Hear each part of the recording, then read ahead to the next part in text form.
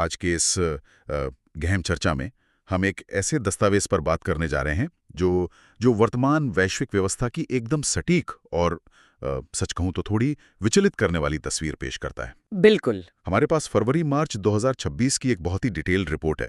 इसका नाम है strategic equilibrium and macro economic transformation, यानी रणनीतिक संतुलन और व्यापक आर्थिक परिवर्तन। और ये रिपोर्ट ना इस समय की सबसे बड़ी सच्चाई को सामने लाती है। सही कहा। तो हमारा आज का मिशन यही है कि हम इस बात की तह तक जाएं कि 2026 की शुरुआत में ही पूरी दुनिया किस तरह एक हाई इंटेंसिटी फ्रिक्शन यानी उच्च तीव्रता वाले टकराव के दौर से गुजर रही है। एक बहुत ही क्रिटिकल फेज है ये। बिल्कुल। और इस डीप डाइव में हम दुनिया के दो बिल्कुल अपोजिट पहलुओं को डिकोड करेंगे। मतलब एक तरफ तो हम पश्चिमी एशिया में भड़क चुके पारंपरिक युद्ध और टेक्नोलॉजिकल सॉवरेनिटी की जो होड़ मची है उसे देखेंगे, और ठीक उसी समय दूसरी तरफ हम भारत के उस मजबूत आर्थिक कदम को समझेंगे जो अविकसित भारत की दिशा में उठाया जा रहा है। मतलब एक ही टाइमलाइन पर विनाश और निर्माण की ये समानांतर प्रक्रिया ना बहुत कुछ सोचने पर मजबूर करती है। देखिए, ये जो विरोधाभास है ना, ये कोई इत्तेफाक नहीं है। ये आज की जियोपॉलिटिक्स या भू राजनीतिक यथार्थ का सबसे बड़ा लक्षण है। कैसे? थोड़ा विस्तार से समझाएं। जब हम इस रिपोर्ट का शुरुआती विश्लेषण करते हैं तो एकदम साफ हो जाता है कि दुनिया एक साथ दो अलग अलग युगों को जी रही है। मतलब एक और हम देख रहे हैं कि राष्ट्र सीधे सैन्य टकराव पर उतर आए हैं, जो हमें कहीं ना कहीं पिछली सदी के विश्व युद्धों की याद दिलाता है। एग्जैक्टली। और वहीं दूसरी ओर हम लंबी अवधि की मैक्रो इकोनॉमिक योजनाओं को आकार लेते हुए देख रहे हैं, जिसका सबसे ताज़ा और ज्वलंत उदाहरण भारत का हालिया यूनियन बजट है, जो कि कूटनीति और अर्थशास्त्र के नजरिए से एक अभूतपूर्व स्थिति है। बिल्कुल। ऐतिहासिक रूप से देखिए तो जब भी दुनिया के किसी बड़े हिस्से में इतना विनाशकारी युद्ध होता था ना, तो ग्लोबल इकोनॉमी बस बचाव की मुद्रा में आ जाती थी, डिफेंसिव हो जाती थी। Right, survival mode. हाँ, लेकिन आज हम क्या देख रहे हैं?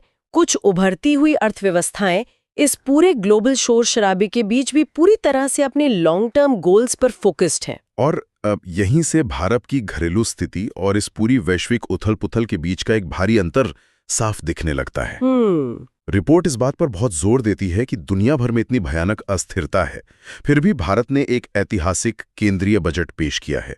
अगर इसे एक रूपक के तौर पर समझें तो ये ऐसा है कि पड़ोस में एक भयंकर आग लगी है, लपटें आपकी दीवारों तक आ रही हैं। हाँ, लपटें आ रही हैं, लेकिन इसके बावजूद सारा ध्यान अपने घर की नींव को और गहरा और मजबूत करने पर है। रिपोर्ट में विकसित भारत 2047 का जो जिक्र है वो अब कोई राजनीतिक नारा नहीं रह गया है। बिल्कुल नहीं, ये एक बहुत ही सॉलिड इकोनॉमिक स्ट्रैटेजी बन चुका है। और इस स्ट्रैटेजी का सबसे दिलचस्प हिस्सा वो है जिसे रिपोर्ट में तकनीकी और जैव आर्थिक संप्रभुत्व यानी technological and bio economic sovereignty कहा गया है। ये टर्म अपने आप में बहुत भारी है। इसका असल मतलब क्या है? देखिए, जब हम तकनीकी संप्रभुता की बात करते हैं तो इसका मतलब सिर्फ सॉफ्टवेयर या आईटी सर्विसेज एक्सपोर्ट करने तक सीमित नहीं है। इसका मतलब है सेमीकंडक्टर मैन्युफैक्चरिंग, एआई का इंफ्रास्ट्रक्चर और जो क्रिटिकल मिनरल्स हैं उनकी सप्लाई पर अपना कंट्रोल बनाना। और इसमें जब जैव आर्थिक संप्रभुता जुड़ जाती है तो बात और बड़ी हो जाती है। एग्जैक्टली। इसका सीधा मतलब ये है कि देश को एग्रीकल्चर, फार्मास्यूटिकल्स और एनर्जी ऑल्टरनेटिव्स के मामले में किसी भी बाहरी झटके से पूरी तरह सुरक्षित करना। और ये बहुत ज़रूरी भी है, क्योंकि आज का जो ग्लोबल सिनेरियो है जहां सप्लाई चेन्स रातों रात टूट सकती हैं, बिल्कुल टूट सकती है, हमने देखा है ये। तो वहां इस तरह की संप्रभुता सिर्फ आर्थिक विकास नहीं बल्कि नेशनल सिक्योरिटी का एक बहुत ज़रूरी हिस्सा बन जाती है। इस बजट के जरिए भारत यही सुनिश्चित कर रहा है कि उसकी घरेलू अर्थव्यवस्था इतनी रिजिलियंट हो, इतनी आत्मनिर्भर हो कि बाहर चाहे जो भी जियोपॉलिटिकल भूकंप आए, देश की ग्रोथ पर असर ना पड़े, से देश की विकास दर और बुनियादी ढांचा अछूता रहे। मतलब 2047 का लक्ष्य सिर्फ एक डेडलाइन नहीं है, एक पूरा रोड मैप है। एक रोड मैप है जो प्रोफेशनल्स के लिए अर्थशास्त्र और कूटनीति की एक बेहतरीन केस स्टडी बन गया है। और मैं कहूंगी कि ये केस स्टडी इसलिए भी इतनी क्रिटिकल है क्योंकि ये सब उस समय हो रहा है जब दुनिया का एक बहुत बड़ा हिस्सा अपने रिसोर्सेज को कंस्ट्रक्शन में नहीं, डिस्ट्रक्शन में लगा रहा है। डिस्ट्रक्शन, बिल्कुल। भारत का ये अप्रोच साबित करता है कि घरेलू नींव को मजबूत करना ही बाहरी तूफानों से बचने का एकमात्र परमानेंट तरीका है। इतने तनाव के बीच ये आत्मनिर्भरता हासिल करना एक बहुत बोल्ड कदम है। बहुत बोल्ड है। और उस बाहरी तूफान की इंटेंसिटी कितनी है, इसका अंदाज़ा हमें रिपोर्ट के अगले हिस्से से मिलता है, जो हमें सीधा पश्चिम एशिया के उस क्राइसिस की तरफ ले जाता है जिसने सच में पूरी दुनिया के रणनीतिकारों की नींद उड़ा दी है। इसके आंकड़े बहुत डरावने हैं। डरावने हैं और एक बिल्कुल नए ग्लोबल क्राइसिस को कंफर्म करते हैं। देखिए, 5 मार्च 2026 तक की स्थिति के हिसाब से इजराइल, ईरान और अमेरिका के बीच जो युद्ध चल रहा है वो अपने 6ठे दिन में प्रवेश कर चुका है। 6ठे दिन में? और यहाँ जो सबसे बड़ा शिफ्ट आया है ना, वो ये है कि अब ये कोई प्रॉक्सी वॉर नहीं रहा। यही सबसे बड़ी बात है। ये अब प्रॉक्सी वॉर नहीं है, ये पूरी तरह से स्टेट ऑन स्टेट कन्फ्रंटेशन, मतलब देशों के बीच सीधे सैन्य टकराव में बदल गया है। दशकों से हम मिडिल ईस्ट में एक शैडो वॉर देखते आ रहे थे, जहां बड़ी ताकतें लोकल गुटों को पैसा और हथियार देकर पीछे से लड़ती थीं। लेकिन अब तो वर्दीधारी सेनाएं आमने सामने हैं, सीधे हमले कर रही हैं। ये कूटनीति के फेल होने का सबसे एक्सट्रीम रूप है। देखिए, मिलिट्री हिस्ट्री में प्रॉक्सी वॉर से सीधे टकराव में आना हमेशा सबसे खतरनाक मोड़ होता है। प्रॉक्सी युद्धों का ना एक अलिखित नियम होता है, एक लिमिट होती है जिसे कोई पार नहीं करना चाहता ताकि हालात बेकाबू ना हो।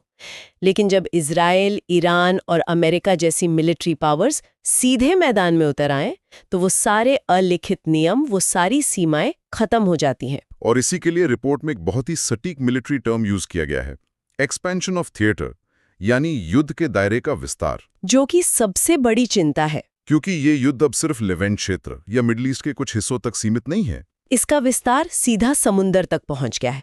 आग जमीन से उठकर पानी तक आ गई है। और रिपोर्ट साफ बताती है कि ये संघर्ष हिंद महासागर और भूमध्य सागर के उन समुद्री रास्तों तक फैल गया है जो पूरी ग्लोबल इकोनॉमी को चलाते हैं। और जब हम इन चोक पॉइंट्स की बात करते हैं ना, तो हम सिर्फ 2 नौसेनाओं की लड़ाई की बात नहीं कर रहे हैं। बिल्कुल नहीं। हम बात कर रहे हैं ग्लोबल एनर्जी मार्केट्स और समुद्री व्यापार पर मंडराते एक बहुत बड़े और इमीडिएट खतरे की।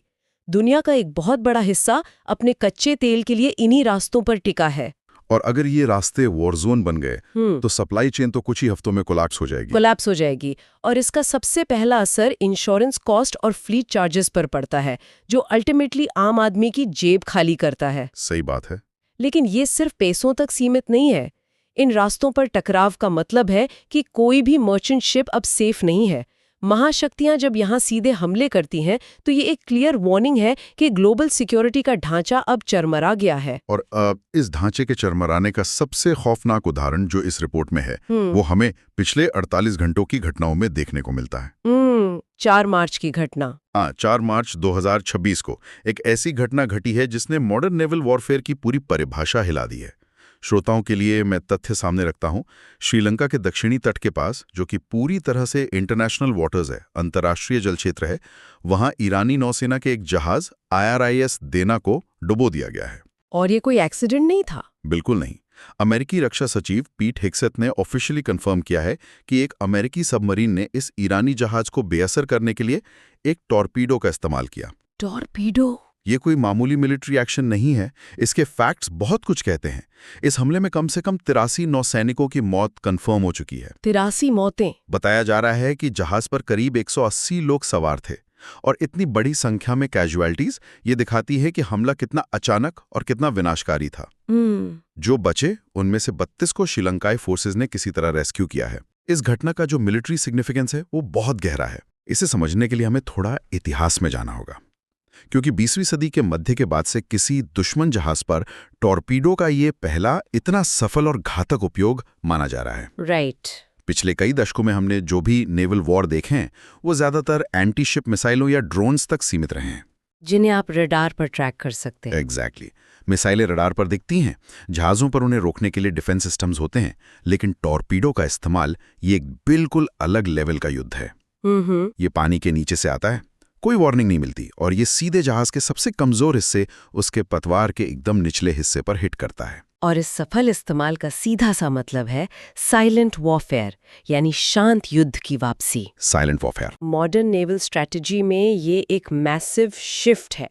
अमेरिका ने ये साफ कर दिया है कि उसकी पनडुब्बियां इंटरनेशनल वाटर्स में कहीं भी गहराई में हो सकती हैं और बिना सतह पर आए, बिना रडार में आए, वो किसी भी टारगेट को तबाह कर सकती हैं। ये सिर्फ एक जहाज डुबोना नहीं था, ये एक ओपन डिक्लेरेशन था। डिक्लेरेशन था कि अमेरिका अब अग्रेसिव सबमरीन वॉरफेयर के लिए पूरी तरह तैयार है।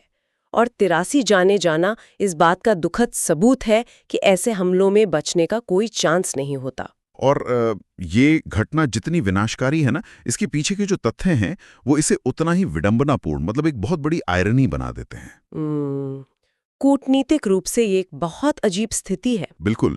स्रोतों से जो जानकारी है, ये ईरानी जहाज देना जो श्रीलंका के पास डूबा, ये कोई नॉर्मल गश्त पर नहीं था। नहीं, ये जहाज फरवरी में हुए मिलान 2026 मल्टीलैटरल नेवल एक्सरसाइज में हिस्सा लेकर लौट रहा था। और ये एक्सरसाइज कहीं और नहीं बल्कि भारत के विशाखापट्टनम में हुई थी, जिसमें 74 देशों की नौसेनाओं ने भाग लिया था। ये सच में ग्लोबल डिप्लोमेसी की सबसे बड़ी आयरनीज में से एक है ना? देखिए, मिलान अभ्यास का तो पर्पस ही पीस, कोऑपरेशन और समंदर में साथ मिलकर काम करने की क्षमता बढ़ाना है। 74 देश एक साथ आ रहे हैं, अलग अलग विचारधाराओं वाले देश। ये दिखाता है कि समुद्र को सुरक्षित रखने के लिए एक ग्लोबल कंसेंसस बनाने की कोशिश हो रही थी। और फिर उसी पीसफुल एक्सरसाइज से वापस लौट रहे एक देश के जहाज को इंटरनेशनल वाटर्स में एक सुपर पावर टॉर्पीडो से उड़ा देती है।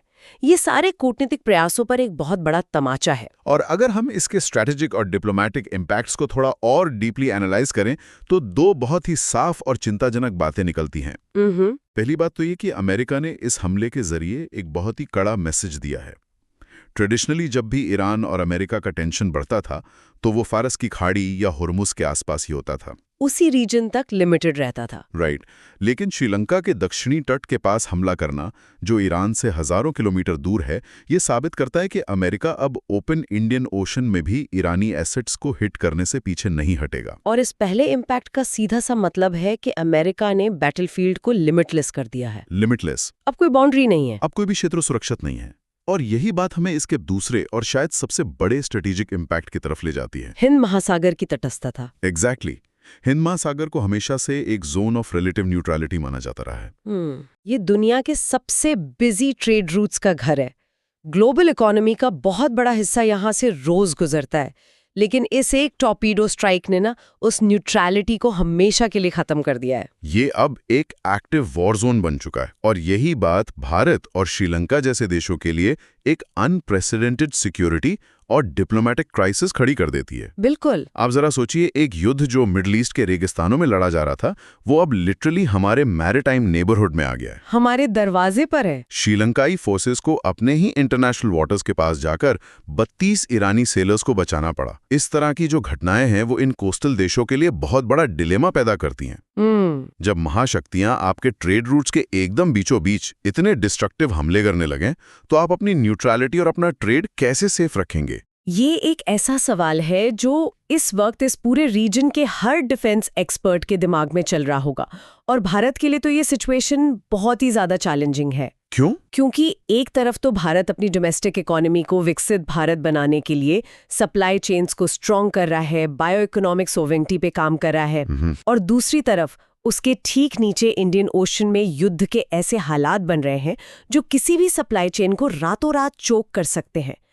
ये जो जियोपॉलिटिकल अस्थिरता और घरेलू आर्थिक महत्वाकांक्षाओं के बीच की रस्साकशी है ना, ये बहुत तनावपूर्ण है। तो आज के इस पूरे डीप डाइव से जो मेन टेक अवे सामने आते हैं वो दुनिया की एक बहुत ही कॉम्प्लेक्स तस्वीर पेश करते हैं। हमने साफ देखा कि कैसे 2026 की शुरुआत में ही ग्लोबल सिस्टम एक एक्सट्रीम फ्रिक्शन से गुजर रहा है। एक तरफ भारत जैसी इकोनॉमीज अपनी घरेलू नींव मजबूत करते हुए विकसित भारत 2047 जैसे कंस्ट्रक्टिव गोल्स की तरफ बढ़ रही हैं, जो दिखाता है कि नेशन बिल्डिंग को सबसे ऊपर कैसे रखा जा सकता है। और दूसरी तरफ हमने उस वॉर को एनालाइज किया जो अब प्रॉक्सी की सारी बाउंड्रीज तोड़कर डायरेक्ट स्टेट ऑन स्टेट टकराव में बदल चुका है। बिल्कुल। और इसका सबसे डरावना पहलू ये रहा कि ये युद्ध अब समंदर के उन शांत व्यापारिक रास्तों तक आ गया है जो पूरी दुनिया को कनेक्ट करते हैं। राइट। श्रीलंका के पास ईरानी जहाज का टॉर्पीडो से डुबोया जाना, वो भी एक पीस एक्सरसाइज से लौटते वक्त, ये क्लियर सिग्नल है कि अब कूटनीतिक सुरक्षा की कोई गारंटी नहीं बची है। तो इस पूरी चर्चा को समेटते हुए एक बहुत ही गहरा सवाल उठता है जिस पर हम सबको सोचना चाहिए।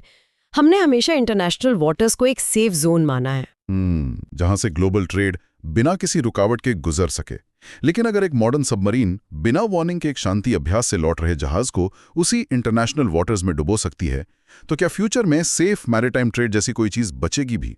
ये सोचने वाली बात है। क्या कि 21वीं सदी में इंटरनेशनल वाटर्स का वो पुराना सिद्धांत खत्म हो चुका है? और इस बदलते इतने हिंसक ग्लोबल सिनेरियो के बीच क्या उभरती हुई अर्थव्यवस्थाएं सिर्फ अपने विकास पर फोकस करके शांति से आगे बढ़ पाएंगी, या आखिर में इस मिलिटराइजेशन की लहर उन्हें भी अपनी चपेट में ले लेगी? इस एक सवाल के साथ आज की इस गहन चर्चा को हम यहीं विराम देते हैं। दुनिया के इस बदलते रणनीतिक संतुलन पर नजर रखना अब बहुत जरूरी हो गया है। कोई पार्ट अच्छा लगा हो कमेंट में बता देना, और कौन सी बुक या कौन सा टॉपिक नेक्स्ट देखना चाहते हो वो भी लिख देना। और हाँ, अगर वीडियो पसंद आया हो तो लाइक, कमेंट, शेयर और सब्सक्राइब जरूर करें।